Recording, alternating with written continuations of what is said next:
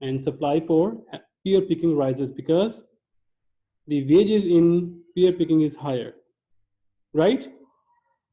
And the last one is immigration.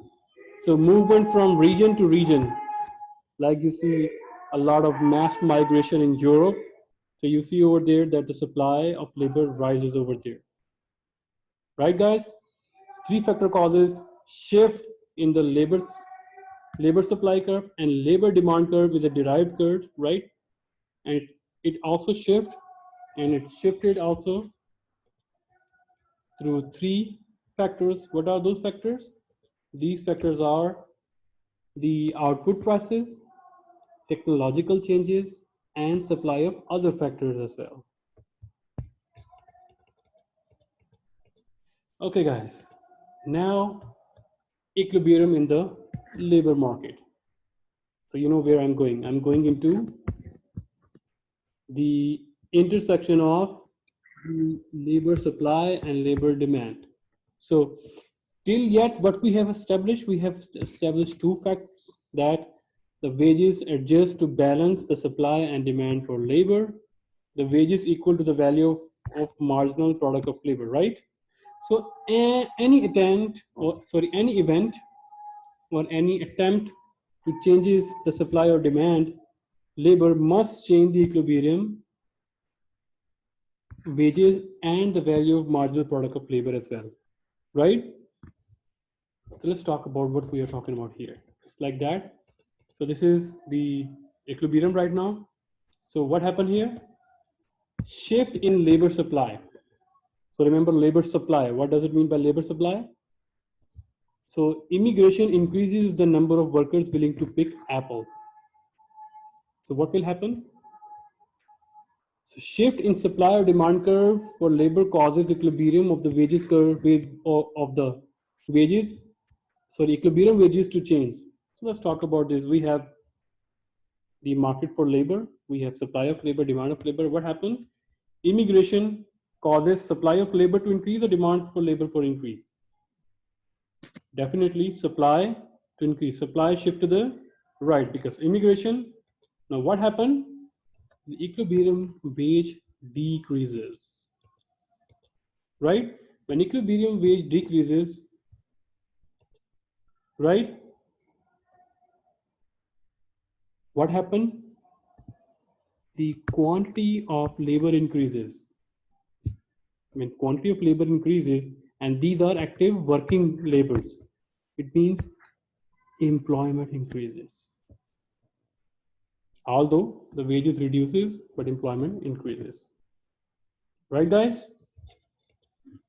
Now, shift in labor supply result in surplus of labor, right? We have more workers now working for the same market. It puts downward pressure on the wages. Wages decreases. See, wages decreases, supply of labor increases. So it makes more profitable to firm to hire more workers. Amazing, right? It means the Apple producers, those who produce Apple, for them, it is easy for them to hire more workers, right? So it results in diminishing marginal product. It lowers the value of marginal product of labor, right? Plus, it gives a new equilibrium. So you can just, it's basically the explanation of all these steps here, right? So you will hire till wages is equal to value of marginal product of labor. You know that the equilibrium wage is like this.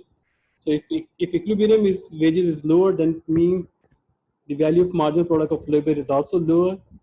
You have surplus in labor, labor has increased. You have decreased in equilibrium wages as well. You have higher employment as well, right? So this is just the explanation of all the shift in labor supply. It means what happens in words when there is increase in labor supply. And now shift in labor demand. So an increase in labor demand, what will happen? Labor demand. makes it profitable for the firms to hire more workers. What does it mean? Because demand for labor is a derived demand. It looks very weird that demand of labor high, it is extra cost for us. But remember, demand for labor is a derived curve. If demand of labor increases, it means the price of the output also increases. When the producer will see that the price of apple increases, he will demand more workers. When producer demand more workers, he would have to increase the wages as well. So this concept will put upward pressure on wages, which result in higher value of marginal product of labor, which resulted in MR to increase, right? And then we have a new equilibrium. So let's talk about this. So what happened? Demand for labor increases. Shift to the right. When shift to the right, it means we have a new equilibrium which is above. It means wages rises, right? And what happened? There is number of workers also rises. So let's see a very nice graphical description here, right? Increase in wages, increase in employment as well. So supply of workers or labor decrease the equilibrium wage, but increase the quantity of equilibrium labor, while the demand of labor not only increase, not only, why? Okay, amazing. So not only increase the equilibrium wage, but also increase the equilibrium labor as well. So that's the difference between supply of labor and demand of labor effect on the shift. That is the effect of shift in supply of labor curve and shift in demand for labor, right? So demand of labor not only increases the wages but also increases the employment, while supply of shift in the supply of labor not only just decrease your your labor supply, your labor wages, but also the labor, not also, and also it increases the labor supply to upward, right guys? So this is just the difference is the wages. When there is a demand, wages higher.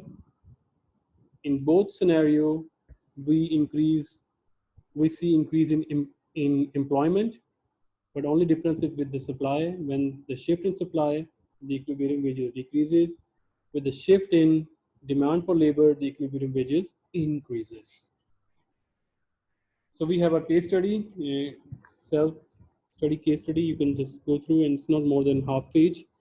You can read over there the productivity and the wages. So up till now, what we have discussed. So we have discussed the factor of production. Number one, labor. We discussed that. And number two is the capital. And then number three is the land. All right. So the other factor of productions, they are land and capital. So let's talk about this. The capital refers to the equipment and structures used to produce goods and services. So the economy's capital, which means the whole country's capital, represents the accumulation of goods produced in the past that are being used in the present to produce new goods and services, which means the life of those things that are used in production must be greater than 1 year, so that what you have used in previous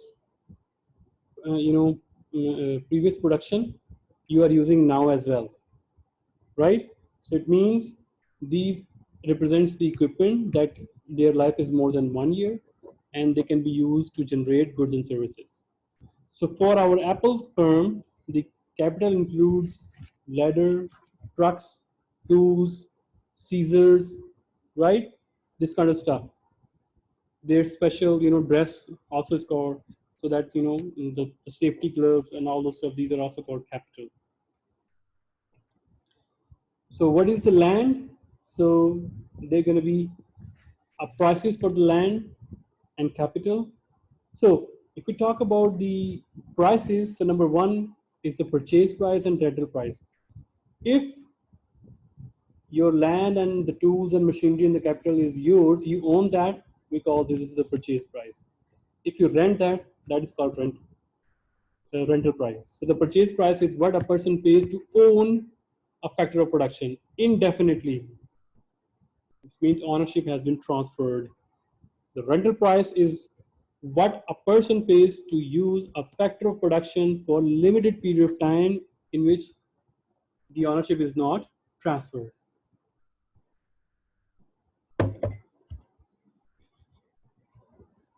Now, what is the equilibrium in the market for land and capital? So we're talking about all those stuff that most of the businesses, they don't own the capital and land. They rent it, right? So we talk about the most of the businesses. So in that case, in our labor market, we talk about the wages. In labor market, we talk about the wages, and in here, we will talk about the rental price. The market price for using the land and capital is called rental price. So it means the rental price of the capital are determined by supply and demand. So the demand for land and capital is determined just like demand for labor, which is the derived demand. Their demand rises if the final product, here in the case of Apple, Apple, the producers, if price of Apple rises, then demand for capital and land also rises. People will be using more land as a rent to grow their Apple farms. People will be using more rented trucks and ladders and this kind of stuff. The firm increases the quantity hired until the value of factor of marginal product equals the factor price. So in this case, we are not using the wages, we are using the rental price. So this is market for land, right? So you see the supply of land is a little bit steep towards vertical because the supply of land is limited. You cannot increase or decrease the supply of land. And if you see the market for the capital, it is perfectly upward sloping end.